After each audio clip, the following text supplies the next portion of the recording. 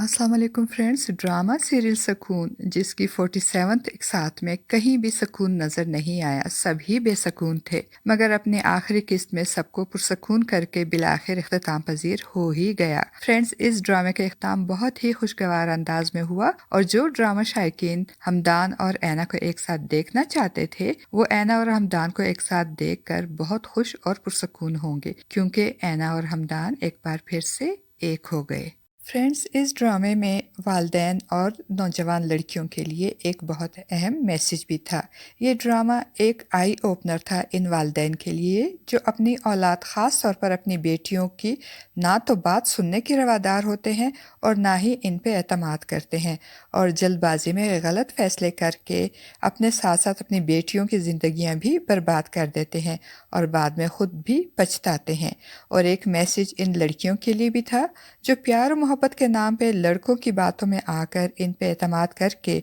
अपने वालिदैन के एतमाद को और अपने ख़ानदान की इज़्ज़त और नामूस को पैरों तले रोंद कर और घर से बाहर कदम निकाल लेती हैं और अपने साथ साथ अपने वालिदैन और ख़ानदान की इज़्ज़त का जनाजा निकाल कर ख़ुद भी सारी उम्र पछताती हैं और आंसू बहाती रहती हैं। अब चलते हैं फ्रेंड्स ड्रामा सीरीज सुकून के ओवरऑल रिव्यू की तरफ। तो महमूद साहब को अपनी जल्दबाजी और अपनी बेटियों पर एतमाद ना करने और इनकी बात ना सुनने की वजह से इनकी ज़िंदगियां बर्बाद करने का एहसास हो जाता है और फिर वो अपनी गलतियों को सुधारते हुए एक तरफ तो आयमा की ख्वाहिश के मुताबिक इसकी मेडिकल की पढ़ाई दोबारा शुरू करवा देते हैं और दूसरी तरफ ऐना से मिलकर उससे माफ़ी मांगकर उसे अपने साथ मनाकर अपने घर ले आते हैं। और रज़ा जिसके नज़दीक ऐना और इसकी फीलिंग्स महज टाइम पास और खिलौना थे, जब जी चाहा अपना लिया और जब दिल भर गया तो फिर पहचानने से इनकार करके दुनिया की भीड़ में बेआसरा छोड़ दिया। वो एक बार फिर ये चाहता था कि हमदान और ऐना की तलाक हो जाए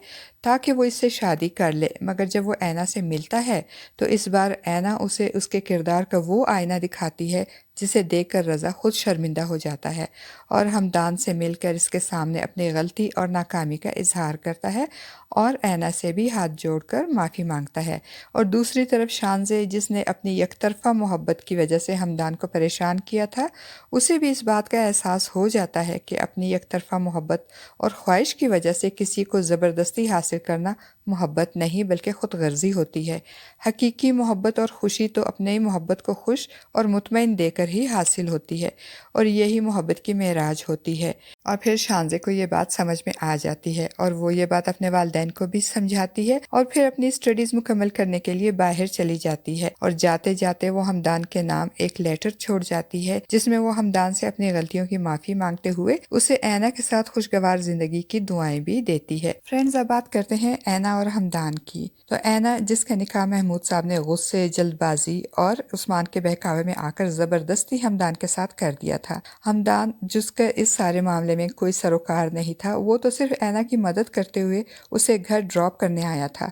और अब इस ज़बरदस्ती के निकाह के बाद जब ऐना को शानज़े की हमदान से शदीद मोहब्बत का इल्म होता है और ये गिल्ट भी होता है कि इसकी वजह से शानज़े और हमदान एक दूसरे से दूर हो रहे हैं, इसलिए वो कोशिश करती है कि हमदान शानज़े से शादी कर ले, जबकि हमदान को शानज़े से नहीं बल्कि ऐना से मोहब्बत हो जाती है और वो अपनी मोहब्बत का इजहार भी करता है, मगर ऐना शानज़े की वजह से हमदान की मोहब्बत का जवाब मोहब्बत से नहीं देती, जबकि ऐना खुद भी हमदान से मोहब्बत करने लगती है। और फिर शानज़े के जाने के बाद रज़ा और इसके वालिदैन भी हमदान से मिलकर इससे अपने रवैये की माफ़ी मांगते हैं और रज़ा भी सुधर जाता है और अपने वालिद का बिजनेस संभाल लेता है। उस्मान को भी अपनी गलतियों और कोताहियों का एहसास हो जाता है और आयमा के डॉक्टर बनने की ख्वाहिश भी पूरी हो जाती है और फिर बिलाखिर आयमा भी उस्मान को माफ़ कर देती है। और फिर जब शानज़े के जाने के बाद हमदान ऐना को लेने आता है तो महमूद साहब इस बार ऐना को हमदान के साथ खुशी खुशी अपनी दुआओं में रुखसत कर देते हैं और इस तरह ड्रामे की हैप्पी एंडिंग हो जाती है। फ्रेंड्स, मुझे तो इस ड्रामे का सोशल मैसेज और हैप्पी एंडिंग बहुत अच्छी लगी। आपको इस ड्रामे की एंडिंग कैसी लगी? अपनी कीमती राय का इजहार कमेंट बॉक्स में ज़रूर कीजिएगा।